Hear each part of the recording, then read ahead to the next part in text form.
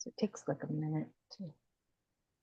Yeah, it gave me the little pop-up and said, hey, you're recording, hey, you're live streaming. Yeah, don't say anything that you're going to record. Oh, yeah, it's interesting. I'm sure it's some sort of California law that requires everyone to be notified of that because it was Definitely. Yeah, okay I or would want leave to be meeting.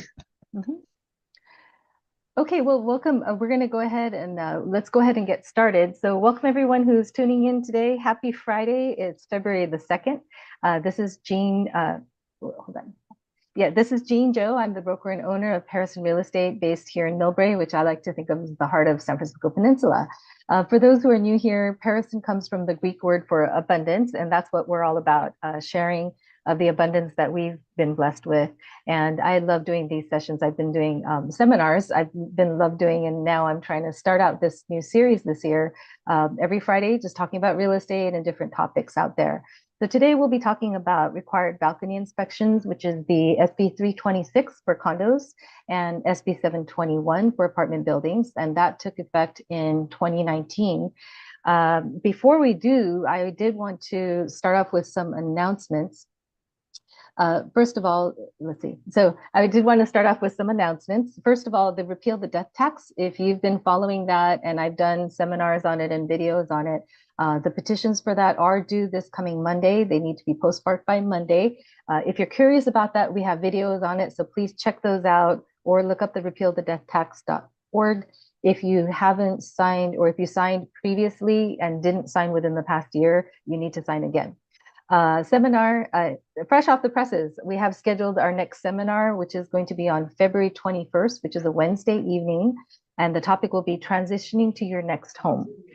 This will have to do with people who are thinking of downsizing, upsizing, relocating, what the process looks like, how you can finance it. And I will have one of my good partners or friends, Elsie Wu, will be talking about bridge loans and how you can help use those to make your move go smoother. And then on May 11th, again, this is very relatively new announcement. May 11th is our ever popular shredding party. Shredding and e-waste trucks will be at Mills High School in Millbrae from 10 a.m. to 1 p.m. So please make sure to look on the different links in our websites and look out for your email if you're on our email list, so that you can sign up and let us know that you're coming.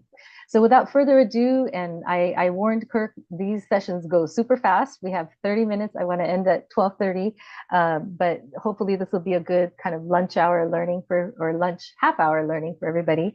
We're going to go straight to talking about the required balcony inspections. We have with us today Kirk Wagner, who is a senior structural engineer at Axis Consulting. He helped actually my condo complex with our inspections, and I found him to be a great resource. So thank you so much, Kirk, for joining us today. Of course. Thanks for having me. So if you can Um, just go into, let's just launch right in. So what is this requirement? Maybe if you can go a little bit into that, and how many units, et cetera. yeah, definitely. So there's a lot to cover.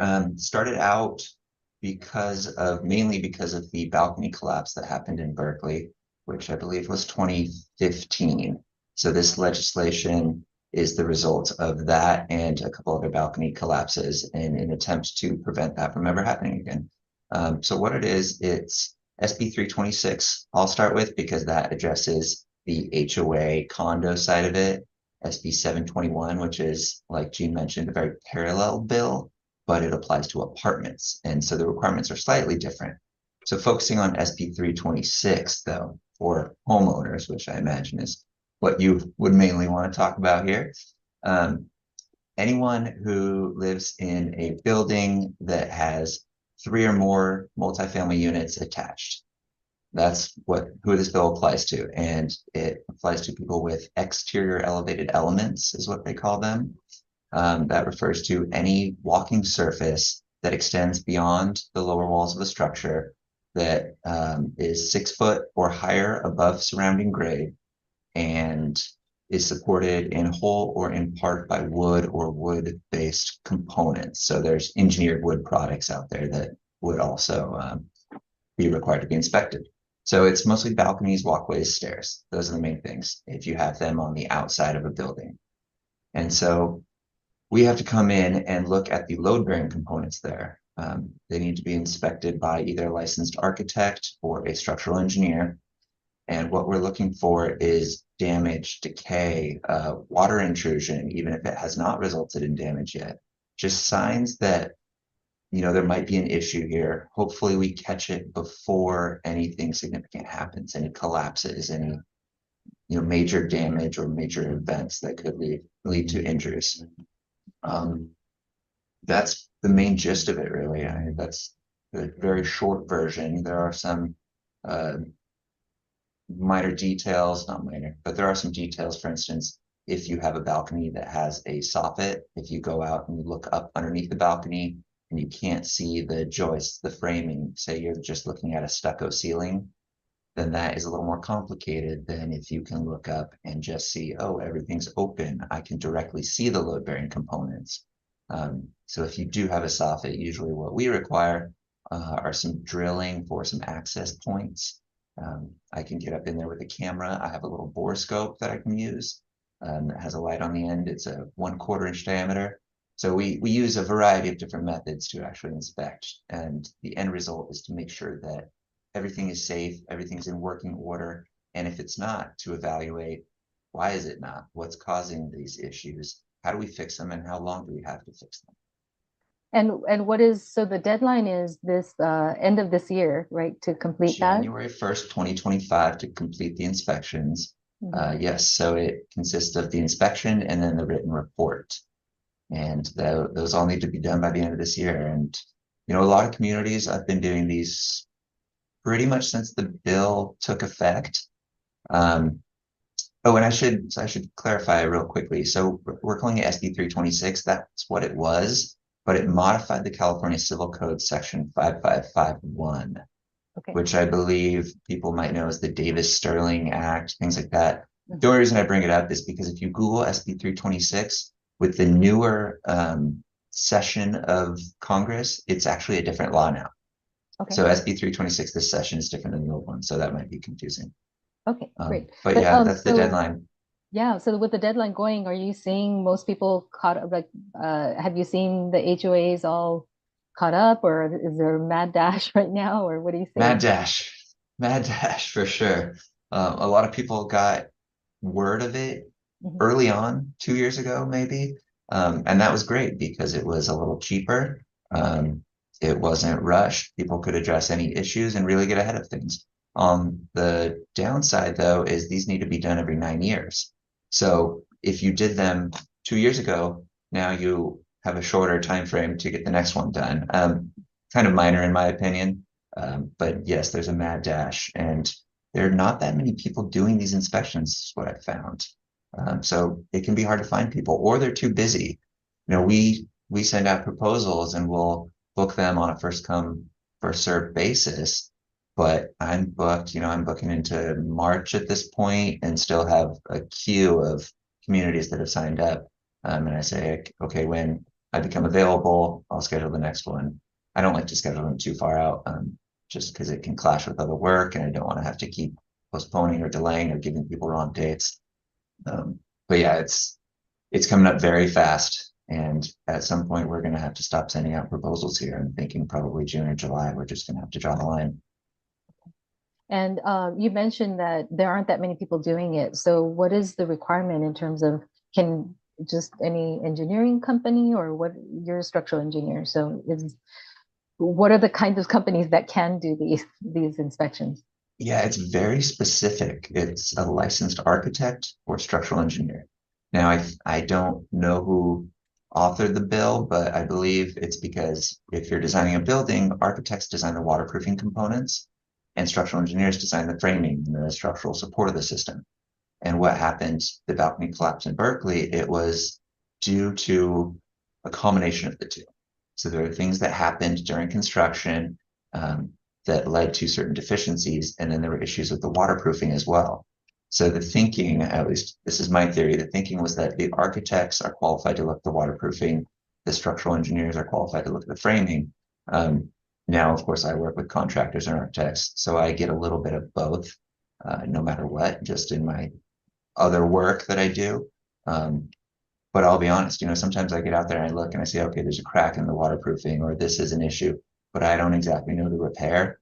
So it's good to have both people, or sometimes in the reports, we'll be able to call out something that we know is wrong, but it might take someone else to apply an appropriate repair. But yeah, there's a lot of people out there I've noticed, general contractors, PE, which is a professional engineer, which is different than a structural engineer. They're saying they can do these. They can do 721, but not 326. So yeah, it's So 721 interesting. is the apartment one, but they Correct. so they can do it for apartments, but not for the Yeah. HOAs. Yeah. The way the bill was written is, I mean, Got it. you can go online and find the language. It's not great. I wish they had clarified certain things, and I hope they still do. But Maybe. yeah, it does cause some confusion there. Got it. Well, okay, so that's good to know. So if what are some of the types of issues that you've seen? I think this might be interesting for people so far of all the inspections that you've seen. What are you looking Yeah. for, or what have Can you I seen share so my far? screen and I'll pull Please up go some ahead. things Yes, I'd from love to recent see that. inspections? Let's see. Here we go. Okay. So this was an elevated walkway, and it was kind of the entry. There were units downstairs and garages, and then the units up top with it was kind of an entryway balcony all in one with the staircase. Mhm. Um, Now I went out here, and if I zoom in and I have a closer photo I'll bring up next, you can see the stair. This is called the stringer, and the treads. You can kind of see them here. There's a metal angle with a concrete tread that is supported on this wood stringer. So this was required to be inspected. It's greater than 6 feet above. People walk on it, wood supported. Um, and I just walked up, looked at it, and you can see there's a little plant growing out of here. Go to the next photo. Here's a close up of that. Oh my gosh. And this was just completely decayed. I had a little awl, kind of a just a ice pick basically, and I could push that all the way through the beam. There was nothing supporting that. So if Oh, someone's walking up and down those stairs, that's a very clear danger that this whole thing could collapse. Um, Now anyone could kind of look and see this. It doesn't really require an expert, but people don't look, maybe they don't know until it is pointed out to you. Another interesting part about this is these little staple marks that you can kind of see on this brown stringer. mhm. That indicates it's a pressure treated member. And what that is, it's a process where they clamp the wood member and they force chemicals into it under pressure. And they're preservatives that help treat the wood to prevent decay, prevent insects from wanting to get in there and cause some damage. So this one was particularly interesting because it is a pressure treated member, which is typically much more resistant. Um, but whatever water condition they had flowing off this corner, maybe the gutter was overflowing here. Um, Whatever that was caused this was a life safety issue, which then I had to tag, put in my report, and because there was a life safety issue, I had to send this report into the city 15 days after I finalized it. Well, The interesting little side note about that is the cities, it's such a new law, they don't really know what to do with these reports yet. I mhm. found they didn't know what to do. I said, hey, who do I send this to? I don't know. So it's kind of Well, interesting, but I'm sure they will be figuring that out. And it's best to know ahead of time. So I will talk to someone immediately and say, hey, I found this issue. It will be coming up. The city might contact you, but hopefully give them enough time to address things, so is this before. something where they can't use it then? They shouldn't be walking on it until it gets fixed, I'm assuming. Yes. So the HOA's responsibility is to prevent access or conduct immediate repairs. So for balcony, it's not that bad because you can say don't use your balcony. For an entry like this, people need to be able to get in and out. So what some communities have done is they'll get a contractor out there and just shore it up immediately so that it's at least safe before the real repairs can happen. Um, and some people, of course, have been able to jump right on the repairs. This one would be a little more involved because they have to undo all the treads, take the whole thing down, basically. Wow. So that's kind of just a basic. There's certain things when wood starts to get kind of wrinkly looking. I have a few more photos in here, but it's an indication that some decay is going on. A lot of times the paint will act as a shell and the wood behind it is just gone. So it kind of looks like the beam is still there, but it's not. And you poke it and you feel it and you can see that. Let's see what else I have. Here's another condition. This is a beam, a column down at the bottom, and you're looking at a plywood soffit. So you're looking at the underside of a walkway. And you can see it's kind of looking wrinkly, decayed. The edge is kind of lifting up. Um, and what was going on there is, can you see this now? Is that a different photo or no? No, it's the same photo. Okay, real quick. I gotta change it, I guess.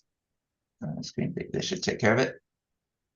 Oh, So when we drilled and we looked up underneath, this is what was going on in there. You see the dark stains from water. You see the white, that's some kind of biological growth that happened. And this is actually a wood post within there that was all rotted and decayed. wow. So when you look, it doesn't really look like it would be that bad from the outside. But once you start to see something like this, you kind of know that something might be going on inside that's not great. And you said this is the underside of a balcony or a stairway or It was a walkway, similar okay. to this was the same community, but the walkway's on the front, balcony's on the back. But it's nice if you do have someone out there, just be vigilant. You can typically see these things, and if you can identify them, even in between these reports, these inspections, you can save some money if you are able to address them earlier rather than later. Another couple common things that I see all the time. This is a balcony. We have some joists that span out over a beam here. A lot of times there's these hangers, these metal hangers you can see. Excuse me. And they'll be missing nails. I don't know what happens during construction, but here's a close-up of the hanger. And these little holes are for nails. Mhm. Those nails are actually really important because the manufacturer of this metal saddle gives you a load rating. They say, okay, this saddle is good for 500 pounds, but only if these nails are installed. If those nails are not installed, it's still going to be supported because you can see this wood member is sitting in that little saddle portion, but the company, the manufacturer, doesn't really give you a specific rating for it.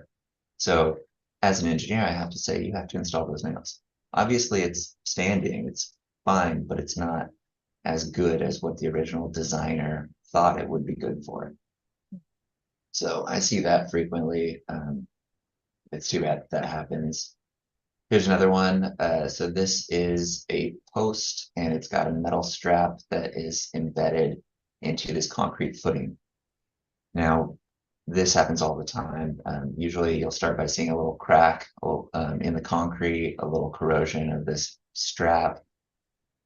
What happens is metal rusts and it'll start to turn red and you'll see that. And rust is actually iron oxide. It's a bigger molecule, a bigger particle than just the straight metal.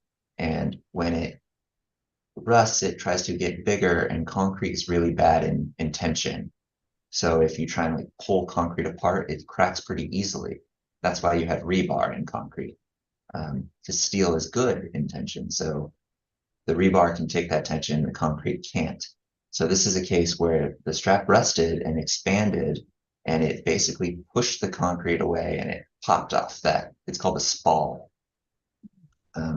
And you can see now that this is compromised, and my recommendation for this one is that they're going to have to redo this footing. There are some ways that you can repair it, but they tend to be pretty costly. In the end, sometimes it's just better to replace the footing entirely. So that's common. This is a very bad example of it. Yeah, this is just me. That's that piece that popped off. One way to stay on top of this is maintenance. They have galvanizing paints that have zinc in them. And if you clean off these straps and keep them coated in paint or something that's going to protect them from corrosion, you can stay ahead of this condition and from this occurring. So I know we're talking about HOAs, but just looking at that, I'm going, Yes. I've seen some single family homes that have decks and they have that footing that does Mhm. look like this. So that is a concern. And you said you could just maintain it by putting, what was that material? It's called a galvanizing paint. There's a lot of Galvanizing different paint. products out Okay. there, and I think a contractor might be better suited to make a recommendation for a specific one.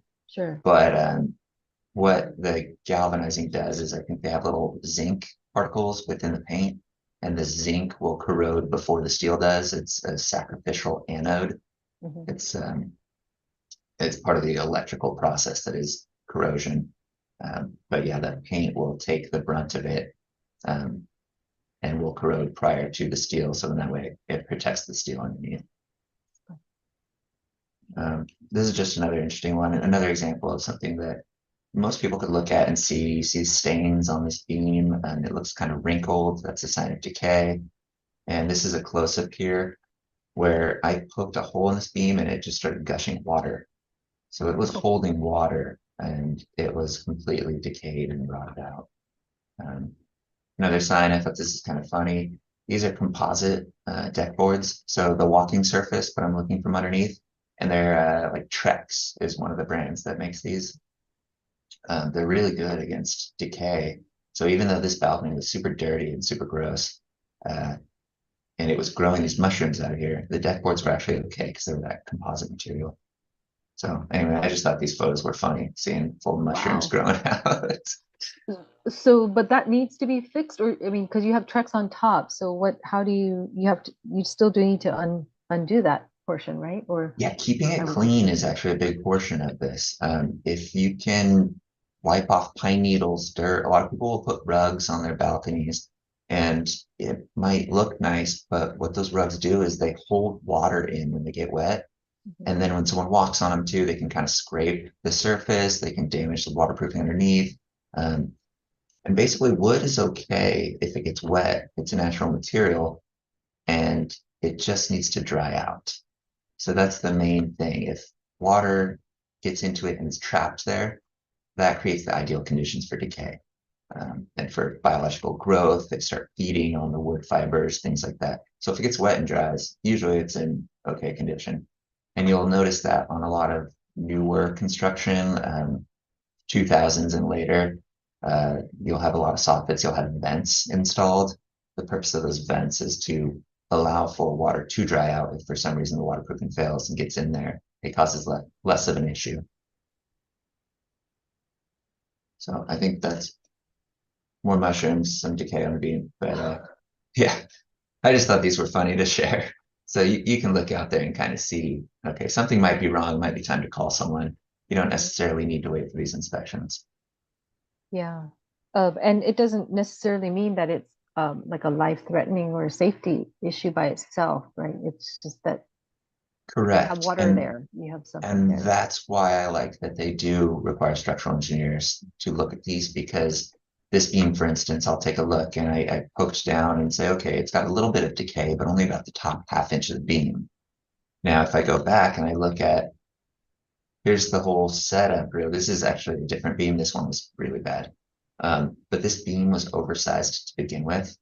So I can go back and do the math and add it up and say, hey, what if I discount the top inch of this beam because it is decayed? Does it still meet the structural standards? Is it still strong enough, or does it need to be replaced immediately? So I can kind of lend my expertise in that way, rather than just someone who can come out and say, oh, it's decayed, the whole thing needs to go, needs to be replaced. Because that's the safe, conservative way. I like to recognize that, that's a lot of money. The repairs and these inspections, they cost a lot. And it's kind of unanticipated at this point. The boards, the HOAs didn't know that this law was going to pass and come through. Um, so that's one thing that's kind of interesting and catching some people off guard, and a reason that some people are delaying these until later in the year when they're able to raise that money to pay for these and the subsequent repairs if there are some. Um, and we've come across that, and I think there's, like you mentioned before, there's going to be a mad dash because people will have been able to raise the money, but still need to do the inspections.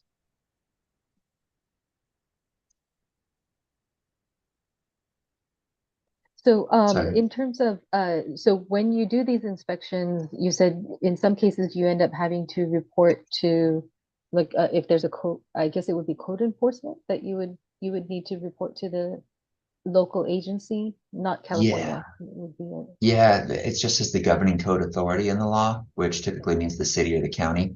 And that's only if there's a life safety issue that we see. So something really bad, like the ones that I showed, where it's kind of in danger of imminent failure, that's when it needs to go to the city. Usually there's some general little repairs here and there that I'll have recommendations to do, but nothing that's a threat to the life or the safety of people using the balcony, the walkway, whatever it might be.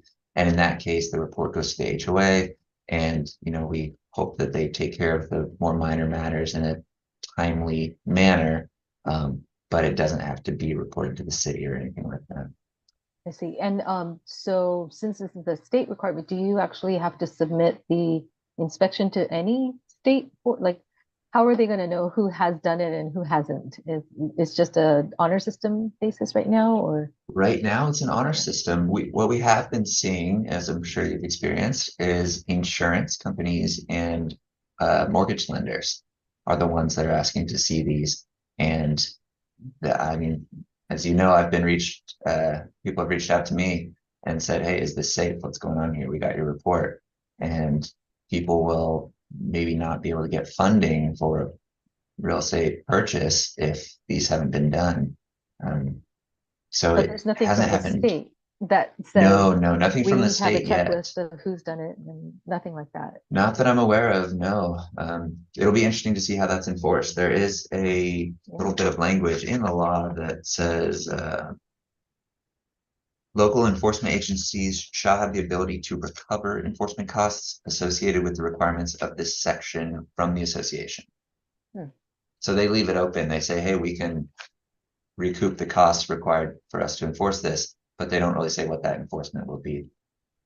Okay, but that would be still up to the local municipalities to enforce it.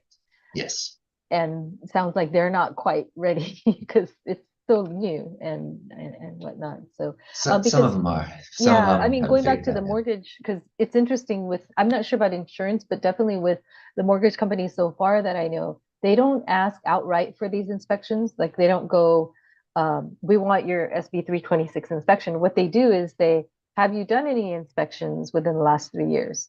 And if so, then we want to see it. So it's almost like you were mentioning people who, the complexes that got it done early, it's good because they got it done early, but they're kind of being dinged for it as well because, you know, there is an inspection report that they need to show. The ones that haven't done it can just say, nope, haven't done it yet, and that's it. So it's Mhm. kind of interesting to see that. So it's not so much that lenders are enforcing it either, but I think it'll be interesting to see because it is a requirement, but there's no set like one agency that's enforcing it. So that's kind of a curiosity to me. Mhm. And I don't blame them for asking for it. It's all about mitigating Sure. risk, right? Yep. So, Yep, definitely. So next week I won't have you here next week, but my what I'm planning to do for people who are watching this video, my next week I am planning to actually talk about how these balcony inspections are impacting financing for condo projects in our area. I have a personal experience because for the condo that I'm in and I'm part of the board and I won't go into all the detail of it, but I think it's instructive to know there are some issues that are coming up with these inspections. With the SB 721 for apartment, because we do have some of our community, our contacts who own apartment buildings. And I don't know if they're aware of this as well. So they are required to do inspections as long as they have 3 units or more. Is that correct? I'm not sure the specifics of that, but I believe Okay, it's so you know. similar. I do know that it can have a professional engineer, PE, or a general contractor do the inspections. Uh-huh. And as far as the destructive portion, I mentioned, drilling, they're mandated to do, I think, 15% destructive. So they can look at fewer elements. 721 is actually more clear in what they require than 326 is when it comes to that. But our sister company will do some of those because they're general And then contractors. you focus on the condos. I focus on, yeah, 326 just because the other one allows for a lot more people to do it. It's a bigger range. So we don't come in, we're not as cost effective for those. Okay, well, that's good to know still. And so if you and you have a sister company, so if any of our viewers look at, and go, oh, I have an apartment building and it has 4 units or 8 units or nine, it would be great to have you as a resource. I'll reach out to you and find out your sister company's information so that we can pass that on. Sounds So good. almost at the end of our time. So, any last words of advice for HOA board members and people who live in a condo, even, and maybe they haven't been, they're like, oh, wait a minute, did our condo do that? Any words of advice that you can give? Yeah, I would say keep your eyes open, look up. When you go out, if you're underneath the balcony, look up and take a look and raise questions. It doesn't hurt to ask a question. As far as the inspections go, I would be very careful, make sure that you are getting a licensed architect or structural engineer to do it. We've seen a lot of people marketing themselves and a lot of communities getting these done by people who don't have a license or are general contractors. So they could do the 721, but they're saying we can do a 326. And in our opinion, and we've had our attorneys look at this too, that doesn't mean the community is in compliance with the law. So I would hate for people to spend the money on these and then find out they weren't actually in compliance. It's always good to have an inspection. Um, but yeah, it really. And when you say licensed architect, it could be, does it need to be a commercial arch, any type, any architect license would be okay? Or So there's actually I believe it's the Department of Consumer Affairs for California. You can go in and type people's names in, and it'll come up with all their license. It'll be architecture, engineering, cosmetologists, anything. So what I recommend doing is if you are questioning who's going to be doing these, just look up their name. Say, hey, are they qualified?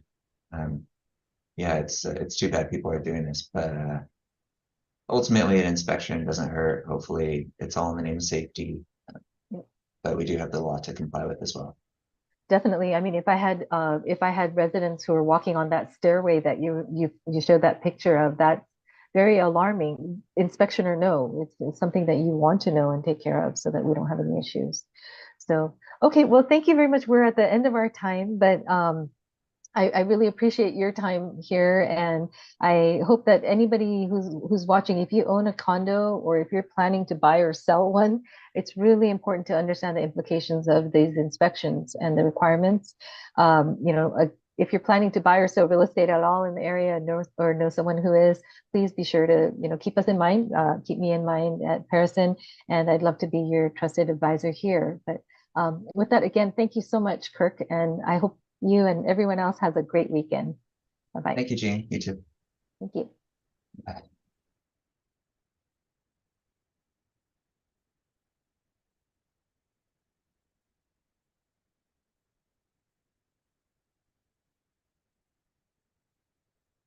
Hi, Anne, if you can let me know when I can stop streaming.